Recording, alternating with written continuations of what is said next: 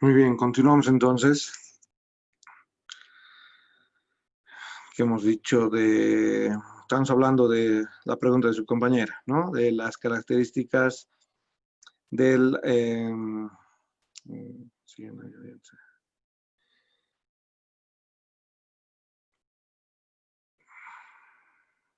ahí está. Entonces, de las características de que la hormona de crecimiento no deja de producirse. ¿Disminuye su producción? Sí, disminuye su producción.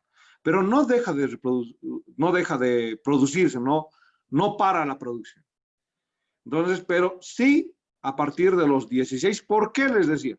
Porque las células donde tenía mayor acción, que eran las células óseas y cartilaginosas, a nivel de la placa de crecimiento óseo, disminuyen esas células. Por lo tanto, es una de las causas por qué a esta edad disminuye también la concentración del hormona de crecimiento. Nosotros, por eso les decía, dentro de las características del envejecimiento, va a existir menor secreción de dicha hormona, a tal grado que personas con 50 años, los valores llegan a ser de 1.6. Y justo Guyton dice, ¿no? Entre 5 y los 20 años de edad, la producción va a ir entre los 6 nanogramos. Y hay una parte donde también nos explica entre los 18 años a nivel de los varones y entre los 16 años a nivel de las mujeres, dicha hormona va a ir en decrecimiento, va a disminuir la producción, va a decrecer su tasa de producción. Entonces, ahí está, 6 nanogramos, luego de los 18, 3 nanogramos, a los 40, 1.6 nanogramos. Es así que las personas adultas, muchos de los rasgos que una persona tiene en el envejecimiento pueden ser por la menor producción del hormona de crecimiento y esto ocasiona menor depósito de proteínas en casi todos los tejidos. Eso es el envejecimiento. Sumado a esto que ustedes lleguen a la vejez de manera sedentaria, sin hacer un ejercicio, una flexión, un abdominal una vez a la semana, sin ir a correr una vez a la semana por lo menos, ya que van a ser doctores muy ocupados, entonces vayan a darse una vueltita, vayan a correr una vueltita, o en la casa con unas 100 sentadillas, ¿no? Entonces va a ayudar a su flujo circulatorio, y esto a la acción celular. ¿Han visto individuos asiáticos que llegan a una vejez con los 100 años y que tienen una buena motricidad, buena actividad celular? Uno lo ve y dice, yo lo calculo unos 50 años, que el individuo tiene 100 años. Muchos indonesios, asiáticos. ¿Por qué? Porque la vejez también es algo mental, pues, ¿no? Entonces ahí la característica de que yo diga, tengo 25 años. Ahí está, es mi edad mental. La característica que domina, obviamente la característica que si yo me manejo con una actitud, a eso me refiero, con una actitud que tenga el vigor necesario. Mi actitud va a demostrar el vigor que yo tengo hacia la vida. Ahora, si yo estoy arriba llegan a los 30, ustedes ya van a llegar después de cada unos 10 años a los 30, y van a parecer como de 40 o de 50. ¿A qué van a atribuir eso? Uno el aspecto mental, otro el ejercicio, ¿no? Entonces, la vejez es una característica de actitud, de que yo puedo, como los asiáticos, tener una actitud ante la vida y no llegar pues con muletas a los 60, 70 años, ¿no? Otra parte de la estructura hipofisiaria de la glándula pituitaria es la neurohipófisis. La neurohipófisis también va en reacción a producción de las dos hormonas, que son la ADH, la hormona antidiurética, y la oxitocina, por estimulación del hipotálamo. El hipotálamo va a actuar sobre el eje neurohipofisiario. Pero voy a entender esto que estoy viendo acá. Núcleo paraventricular y núcleo supraóptico. Ambos núcleos, el supraóptico está relacionado con la liberación de la ADH, hormona antidiurética. Y el paraventricular está relacionado con la secreción de oxitocina. Si entiendo un núcleo por neuroanatomía, digo el conjunto de cuerpos neuronales. ¿Dónde se está dirigiendo su axón? Su axón está terminando aquí a nivel de la neurohipófisis. Del núcleo paraventricular, que va a liberar oxitocina, y del núcleo supraóptico, que va igual sus terminales nerviosas a la neurohipófisis y permite la liberación de ADH. ¿Cuál es la función de la hormona antidiurética? La ADH, de manera fisiológica, solo se produce en cantidades de nanogramos. Lo normal, entender, es que se produce entre 1 a 2 nanogramos día. Y de acuerdo a los estímulos que existen en el cuerpo. Eso es también básico para su producción. De entre 1 a 2 nanogramos día, pero de acuerdo al estímulo que reciba para producción. Quiere decir, ¿cuándo se va a producir a la hormona antidiurética? Nosotros, cuando un individuo tenga mayor cantidad de agua, el agua aumenta. Cuando el agua va a aumentar, se va a producir menor concentración de ADH. Entonces, la liberación de ADH va en relación a las concentraciones de agua en el cuerpo.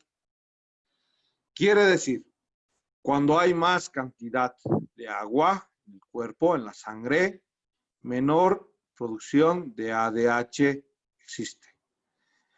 Contrario, cuando existe una disminución del agua en el cuerpo y de la presión osmótica como tal, va a haber una mayor producción de ADH, hormona antidiurética. Entonces, esto, ¿en qué situaciones hay menor concentración de agua, por ejemplo? En la sangre. Cuando hay menos volumen de sangre, cuando un paciente tiene hemorragia, por ejemplo, tiene menos volumen de sangre. Cuando un paciente tiene diarrea, está empezando la deshidratación. Entonces va a liberarse ADH. ¿Para qué? Para actuar sobre las arteriolas, por ejemplo, y aumentar la presión arterial, aumentar el flujo de sangre. ¿Por qué? Porque por una hemorragia hay menos cantidad, se está perdiendo líquido y por lo tanto el individuo lo que necesita es retener ese líquido. Y la hormona antidiurética ejerce un potente efecto de contracción, de vasoconstricción en las distintas arteriolas. Y ese efecto de vasoconstricción, ustedes han descrito en el sistema de circulación o en el capítulo de circulación, lo que hace es aumentar la resistencia vascular periférica y aumentar, por ende, la presión arterial. ¿Bien? Entonces, en ese individuo que se ha bajado el agua, se ha bajado la presión arterial, hay menos flujo de sangre, entonces va a liberar ADH para justamente producir este efecto de vasoconstricción. Por eso también se la dice al ADH vasopresina. Vasopresina, porque ejerce un factor de aumento de la contracción de músculo liso en los vasos y aumentar la presión. Entonces, cuando existe mayor cantidad de agua, lo que va a hacer es producirse menos ADH, menos hormona antidiurética. Si hay más cantidad de volumen, si hay mayor cantidad de sangre, entonces, ¿qué va a hacer? Menos, no necesito retener líquidos, entonces menos cantidad de ADH. ¿Dónde va a actuar la ADH? Va a actuar a nivel renal, produciendo que modificar la función renal. Va a permitir la retención de líquidos. ¿Cuándo? Cuando, acá está en este ejemplo, cuando hay menos agua, y produzco más ADH, hormona antidiurética, entonces la ADH va a actuar sobre las estructuras renales, produciendo de que el riñón no elimine orina, no produzca tanta orina, no, y se reabsorba más cantidad de elementos que ustedes han debido describir en Fisiología 1, a nivel de los túbulos proximales, ARGL, túbulos contorneales distales. Entonces, han visto que todos esos segmentos tienen una característica de función.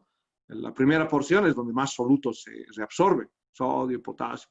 Pero en estos casos de la ADH hay una mayor acción renal, permitiendo mayor reabsorción de agua.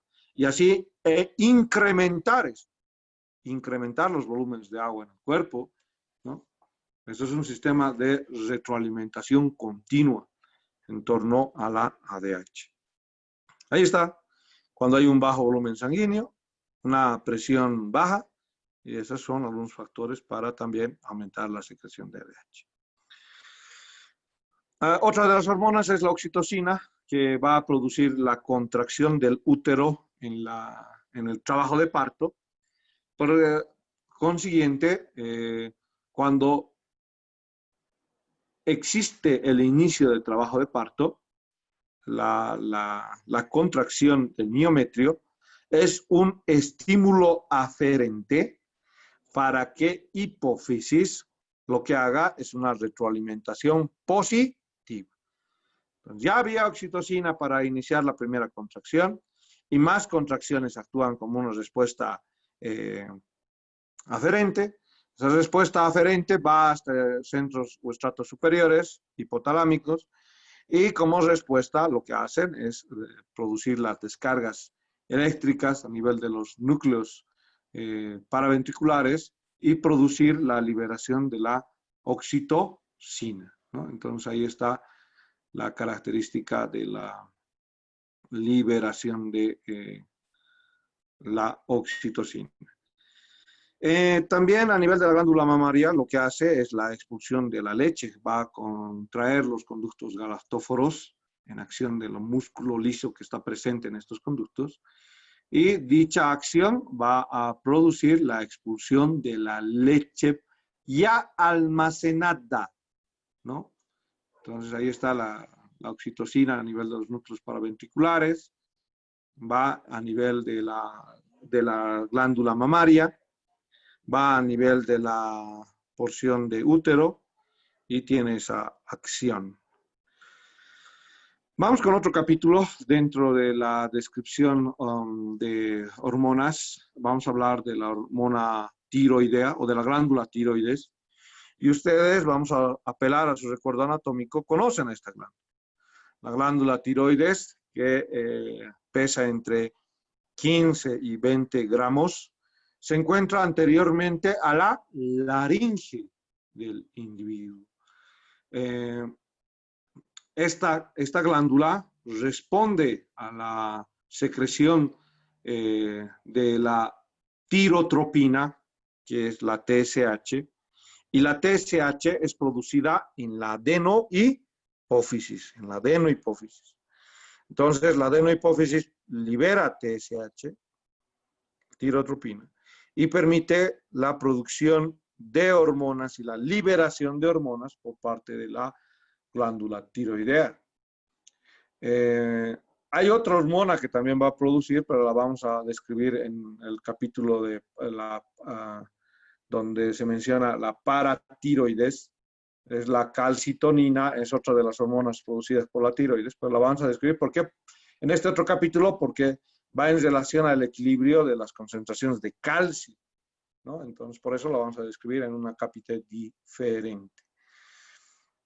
Bien, si nosotros hablamos de esta glándula y vamos y vemos en la parte microscópica, vamos a hablar que la glándula está compuesta de varios folículos, ¿no?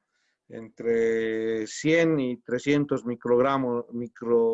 micrómetros de diámetro para el diámetro de los folículos, de 100 a 300. En dichos folículos existe coloide. Aquí vemos esto que estoy pintando de rojo, se llama el material coloide, que está ocupando el espacio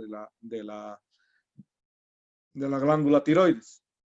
En dicho coloide existe una glucoproteína.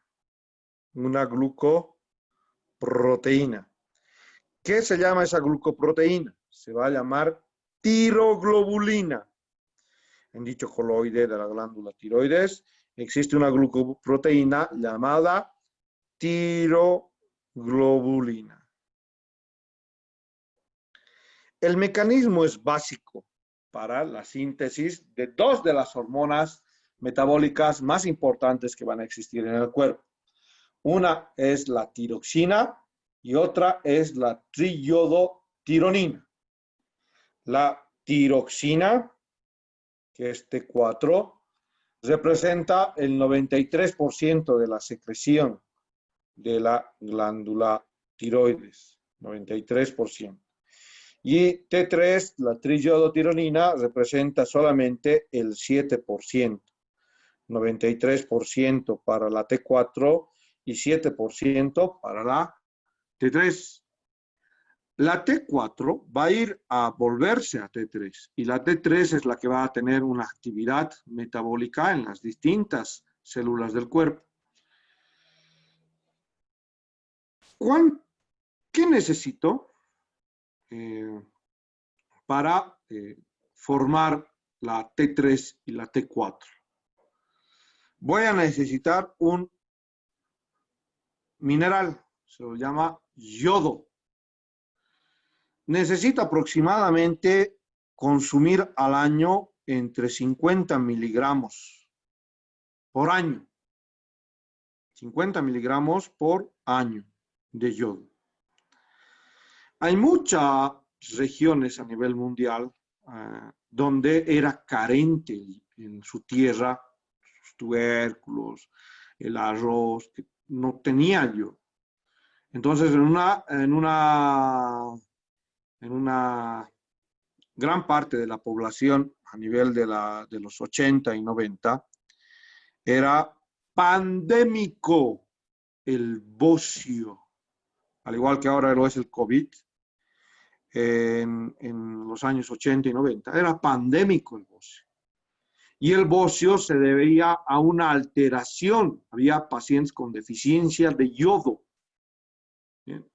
Y alteraban el desarrollo. Este coloide, el cuerpo creía que el coloide se estaba alterando la producción de la tiroglobulina, del coloide.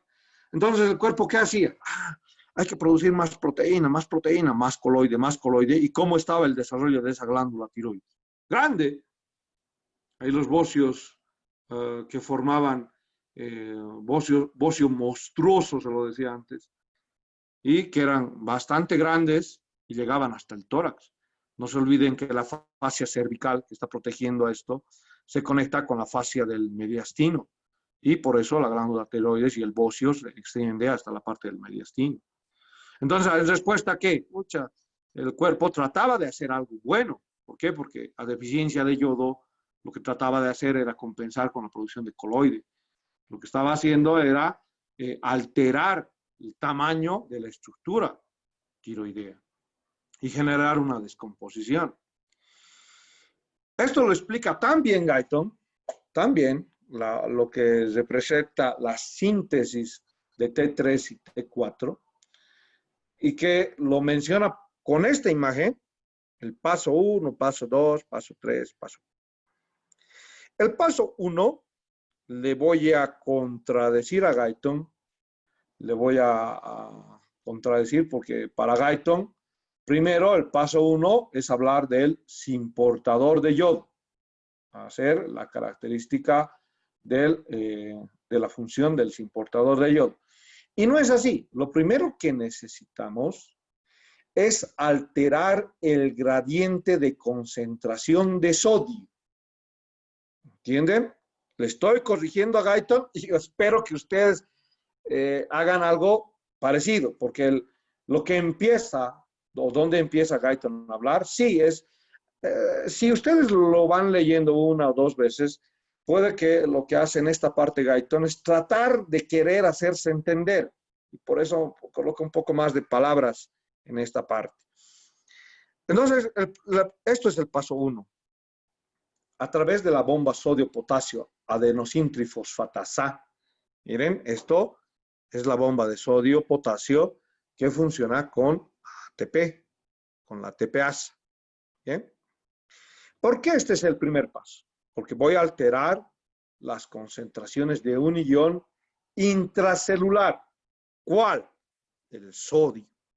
Y ustedes saben que las concentraciones intracelulares de sodio son de 142 aproximadamente miliequivalentes, ¿no? Pero voy a alterarlo. Con la bomba de sodio-potasio voy a sacar sodio. ¿Bien? Y paso 1, saco sodio. Muy bien, e introducir potasio. Perfecto. Lo que hace la célula para restablecer la característica de polaridad de membrana y polaridad celular es introducir yodo y sodio a través de la membrana celular al líquido intracelular. Este mecanismo es un ejemplo de cotransporte. Pero para dicho mecanismo necesito una proteína. Se la llama el NIS. El NIS es el simportador de yoduro sodio. Así se lo llama. A una proteína que facilita el cotransporte de las moléculas de sodio y yodo. El NIS es el simportador, aquí está, simportador de yodo y sodio. ¿Por qué estás importando yodo? Porque lo primero que ha hecho la célula es botarle al sodio. Salta. ¿Por qué? Porque cuando te salgas vas a traer a alguien más que nos va a ayudar. Y por lo tanto se inicia el bombeo de yodo. Del yodo que ustedes van a ingerir, ahora se han comido su parrillita. Espero que Erika no haya hecho otra vez su fideo sushi, porque cada que es jueves yo me acuerdo de ese fideo sushi. Y hombre, a uno le da rabia no comer un fideo sushi en jueves, ¿no? Uno se pone, pucha, si es cochado más, no se niega. Pues. Entonces, el NIS, el simportador, lo que va a hacer es bombear el yodo dentro de la célula. Ya tenemos el yodo a nivel del líquido intracelular. Ahora, ya tengo yodo solito. Lo que voy a hacer con el yodo es mandarlo a este otro lado. ¿Y este otro lado dónde es? Es el lugar donde está el coloide. Este otro lado de la célula es donde voy a encontrar al coloide. Y como el yoduro o el yodo ha entrado al líquido intracelular, lo que voy a hacer es llevar ese yoduro a través de la bomba cloruro yoduro, a la bomba cloruro yoduro, y que esta bomba actúa a través de una proteína denominada pendrina. Ahí está la proteína pendrina. Entonces, la molécula de cotransporte, la proteína de cotransporte de cloruro y yoduro se llama pendrina. Y dicha pendrina lo que hace es introducir cloro a nivel intracelular y sacárselo al yodo. Ahí, el yodo que vaya al coloide. Ahí está. En el coloide ya tengo al yodo. Muy bien, hasta ahí está mi primera parte de la síntesis de lo que es la tiroxina y la triyodotironina. Bien, la primera partecita. La segunda partecita va a ser que yo entienda que existe una proteína. Se llama tiroglobulina. ¿Dónde se produce la proteína? A nivel del retículo endoplasmático rugoso, ¿no? Ahí está. Se produce en el retículo endoplasmático rugoso. Y para dicha producción necesita aminoácidos esenciales. ¿Cuál es uno de esos aminoácidos? Se llama tirosina. Entonces, viene el aminoácido tirosina al retículo endoplasmático rugoso. Muy bien, se ha producido la tiroglobulina.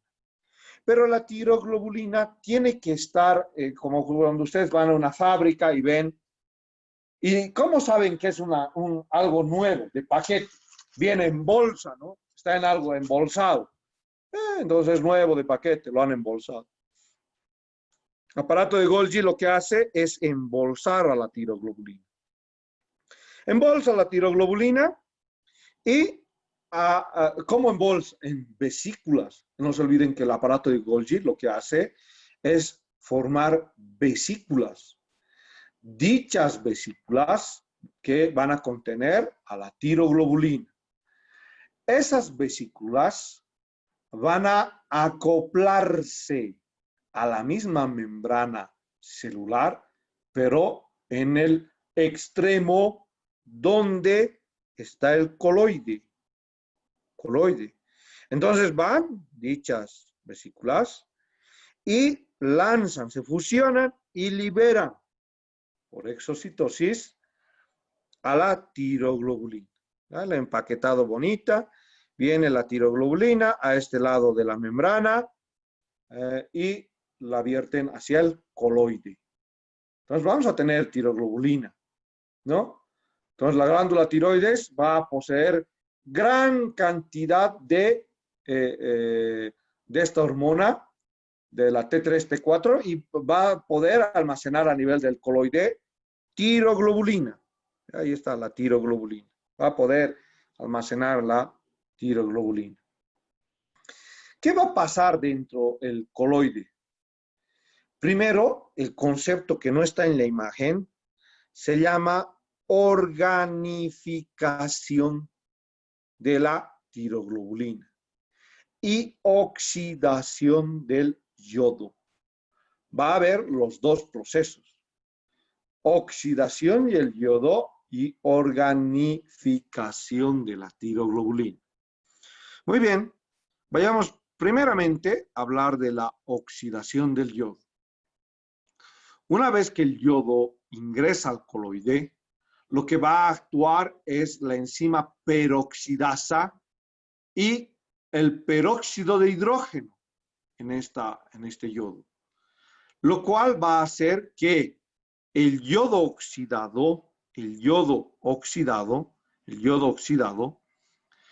pueda tener afinidad por la tiroglobulina. ¿Por qué parte de la tiroglobulina? En ese proceso que hemos dicho se llama organificación.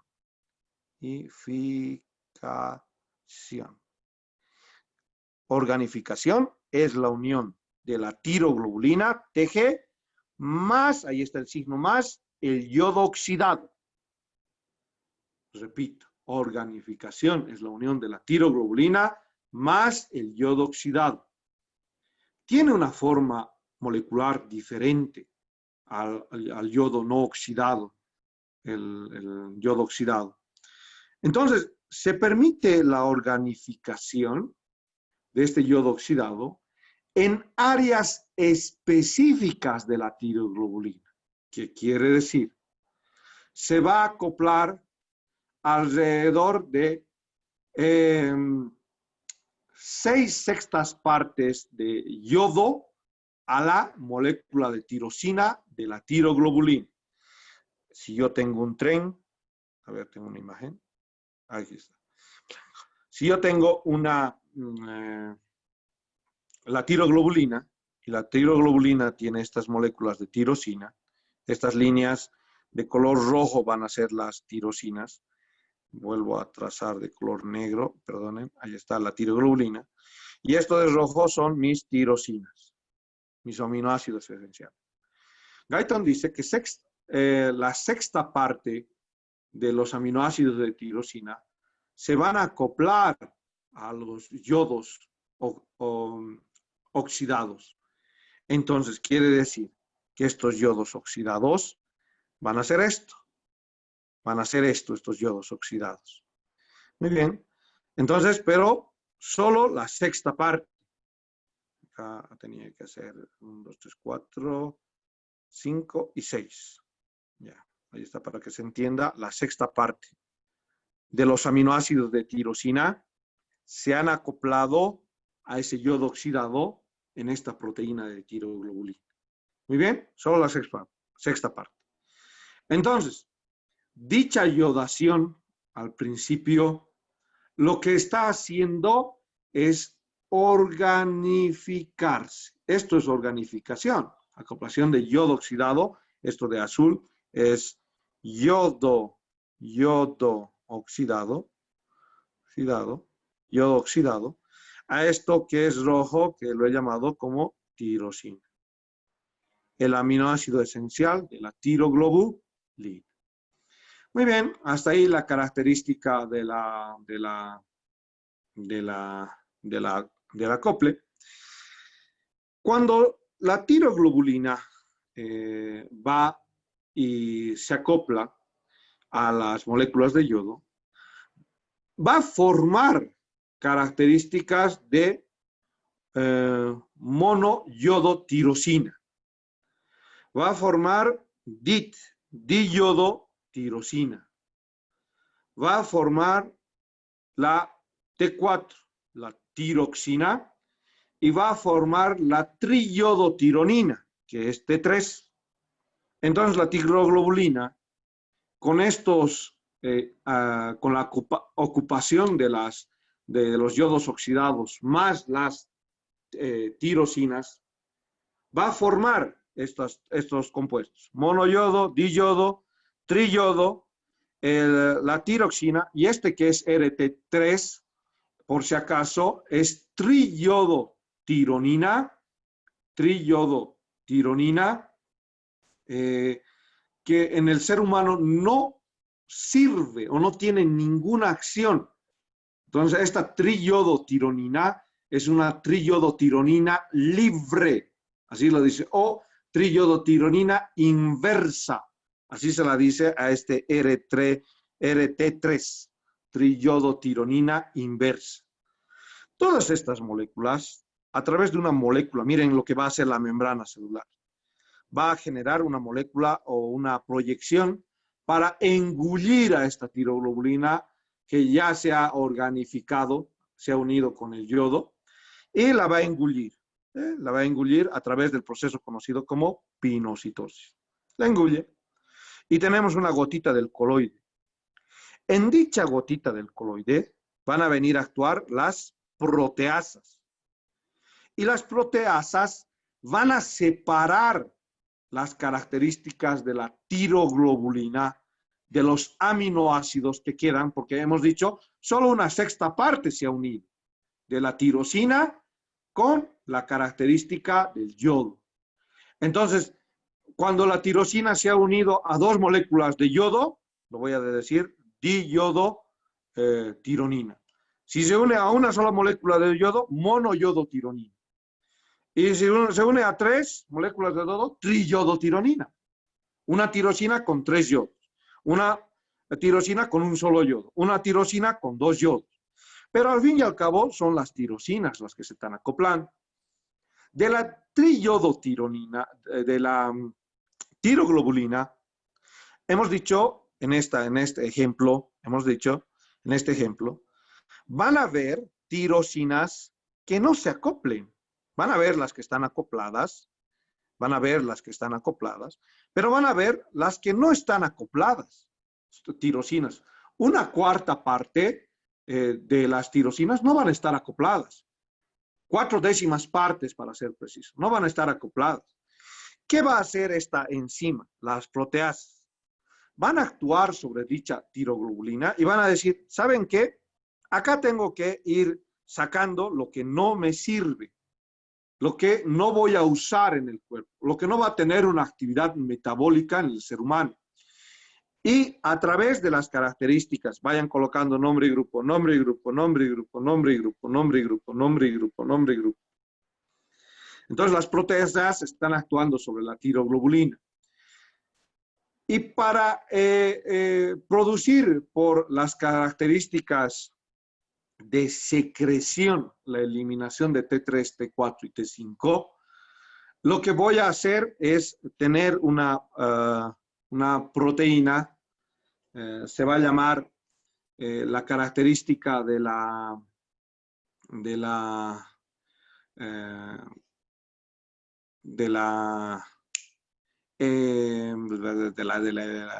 proteína de transporte de triiodotironina y tiroxina, de la proteína de transporte de triiodotironina y tiroxina, la secreción específica de T3 y T4, porque es una proteína encargada de la secreción de tiroxina y triiodotironina. La hormona se libera ¿a dónde? A la luz, al líquido intersticial. ¿Y del líquido intersticial a dónde? A los vasos sanguíneos. Y de los vasos sanguíneos a todo el cuerpo. Pero algo hay que tener en cuenta.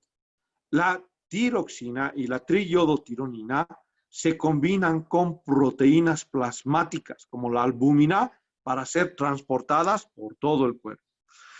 No se conoce bien la acción de la ART3. ¿Por qué? Porque la triiodotironina inversa en el ser humano hasta ahora no tiene acción. Se ha visto acción en otro tipo de mamíferos. Igual con la acción de aumentar la tasa metabólica. Pero en el ser humano se ha visto que no tiene ninguna acción detallada hasta el momento. Muy bien, como existe esa proteína de transporte, ¿qué le va a pasar a la monoyodotirosina y a la diyodotirosina? Le van a decir, a nosotros no nos dejan salir. Acá, para el paso, es paso VIP. Como es paso VIP, a nosotros no nos dejan salir. A esos, el RT3 y el T4 son unos creídos. El RT3 también es un creído. Se van a salir ellos. El monoyodo que se va a quedar acá y va a haber una enzima, se llama enzima desyodasa, que va a actuar sobre esto. Se llama desyodasa. La desyodasa, que actúa sobre el MIT y DIT, separa el yodo de la tirosina. Y voy a tener los dos compuestos. ¿Qué compuestos? Con la desyodasa voy a tener desyodación de la tirosina, que la tirosina tenía un yodo, y esta DIT tenía dos yodos, por eso se llama diyodotirosina. Entonces, se va a liberar la tirosina y se va a liberar al yodo. Y voy a volver a tener en el líquido intracelular como una planta procesadora, recicladora. Voy a volver a tener yodo, voy a volver a tener tirosina. El cuerpo no debería producir MIT y DIT, pero da la casualidad que el cuerpo lo que agarra es lo que tiene afinidad química. Y la tirosina llega a tener en determinados momentos